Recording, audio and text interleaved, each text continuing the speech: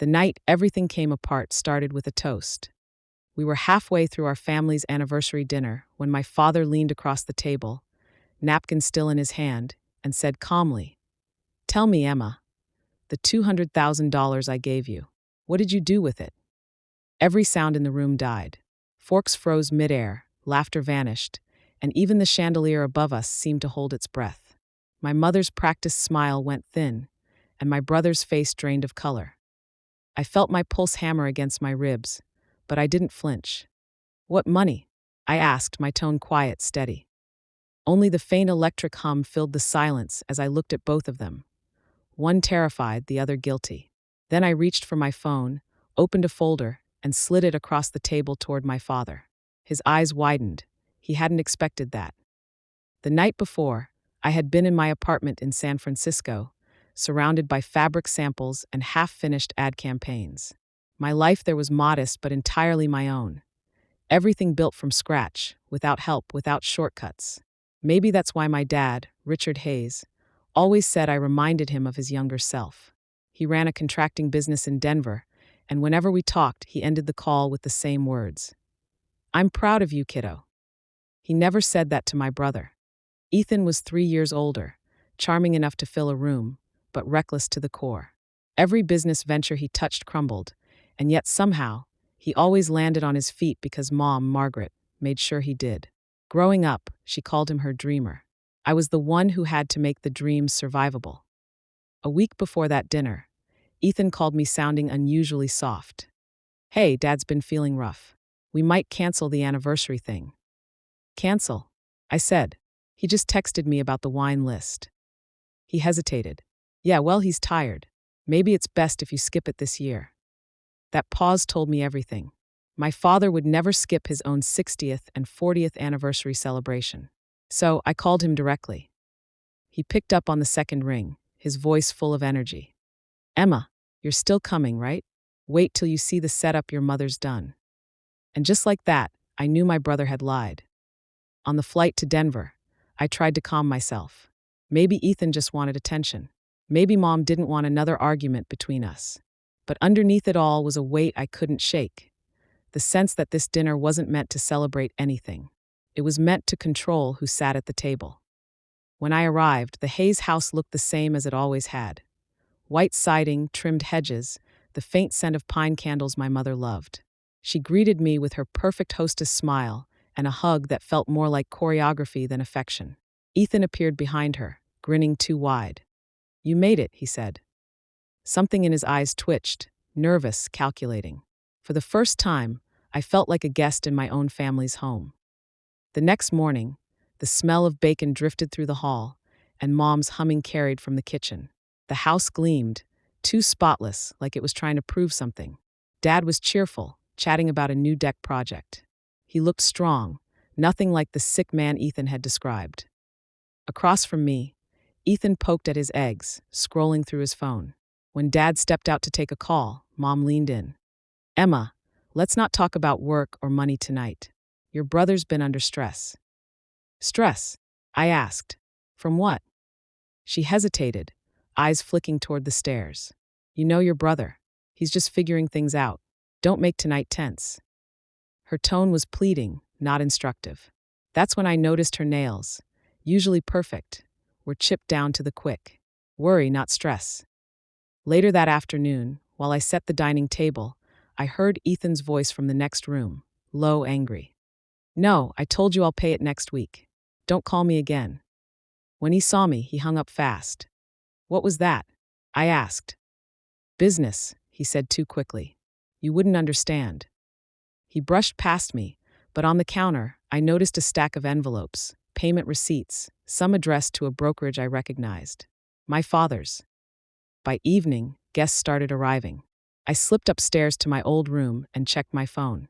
An email waited. Transfer confirmation. $200,000 completed. My name was on it. My breath caught. The money had come from a joint account. The second name on the transfer? Ethan Hayes. My hands went cold. I didn't know how he did it, but I knew why he wanted me far from that dinner. I stayed up most of the night, piecing together transactions, screenshots, and email chains. The pattern was unmistakable. Test payments, then one massive withdrawal, all funneled through my credentials. The signature was digital, but the access came from inside my family. At sunrise, I walked into the kitchen. Mom was already there, stirring coffee like nothing was wrong. "Did you know about this?" I asked.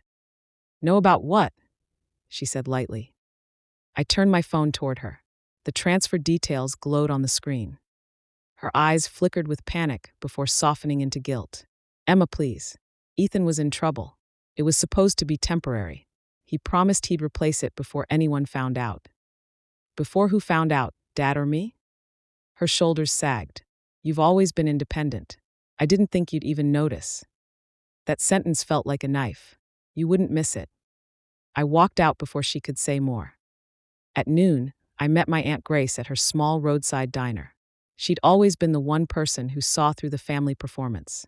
When I told her everything, she sighed and pulled a folder from behind the counter. "I figured something was off," she said. "He was here last month flashing $100 bills, bragging about some investment deal. I kept the receipts."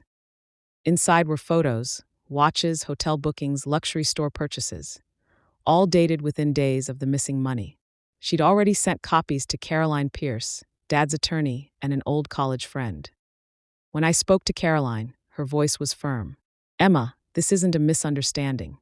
If your father believes you took that money, you need to prove who did before he turns it into a legal matter." "I plan to," I said. At dinner that evening, the table sparkled like a magazine cover. Roasted salmon, crystal glasses, silver polished to mirror brightness. My father looked happy, genuinely so.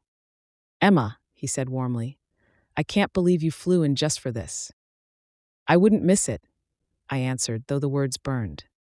Across from me, Ethan tapped his thumb against the table, eyes darting toward Mom for reassurance. She gave him small, steady nods, silent choreography again. For a while, it almost felt normal. Then Dad set down his glass, looked straight at me, and said, "Tell me, the $200,000 I gave you, what did you do with it?"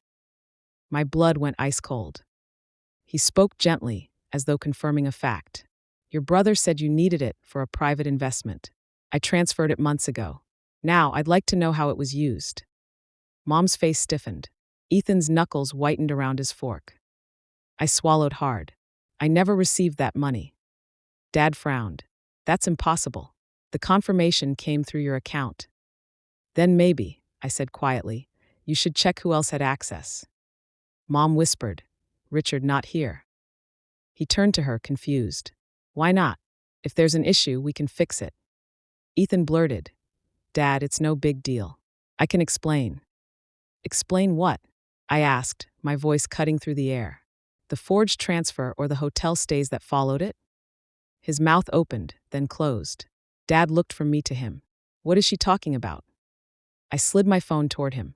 "Everything's in there. Transactions, IP logs, receipts, calls to the brokerage." He scrolled slowly. The color drained from his face. "Ethan, tell me this isn't true."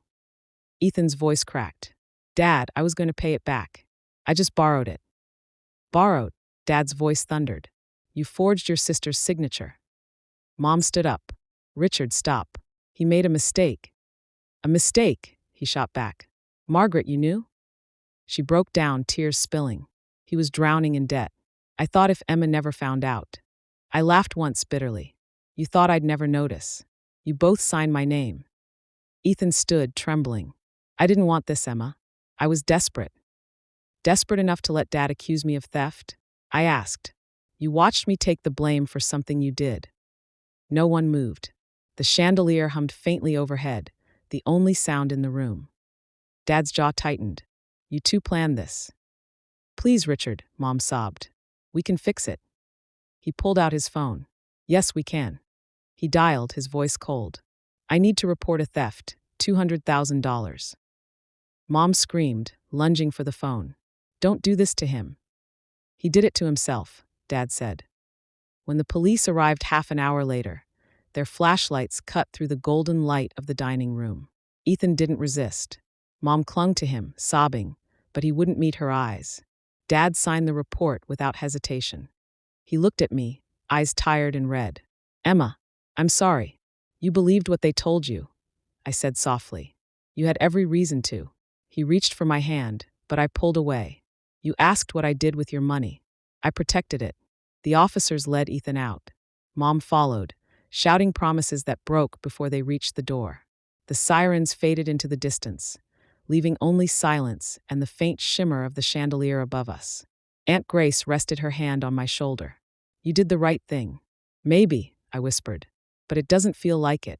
In the weeks that followed, Denver went quiet.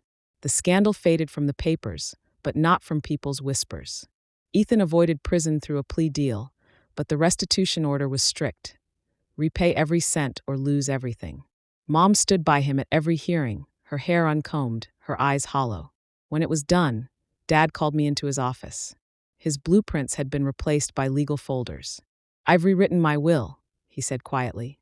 The company, the house, they're yours. They get nothing. I wanted to protest, but the words caught in my throat. Maybe this was his way of saying sorry. By the end of the month, Ethan had sold his car, his watches, even the designer furniture Mom used to brag about. They moved into a small duplex at the edge of town. I heard through Aunt Grace. When I left for San Francisco, Dad helped load my bags into the car. The sky hung low and gray. He handed me an envelope. Inside, a check for $800,000. You deserve your clean start, he said. Go build something you're proud of. 6 months later, I stood outside my new boutique, Harbor and Thread Studio. The paint on the sign was still fresh. Inside, sunlight spilled across racks of tailored coats and silk scarves, each tag handwritten with my initials. The money had become more than a business. It was proof that I could rebuild from ashes. Dad visits sometimes, bringing coffee and that same proud half-smile from years ago. Aunt Grace says the store feels like closure. Maybe she's right. I haven't heard from Mom or Ethan in months. Their restitution payments arrive automatically. Small reminders of what greed costs. Some nights, when I close up, I think about that dinner.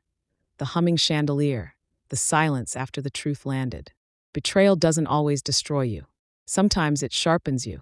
If you've ever had to defend your name against your own blood, tell me your story in the comments.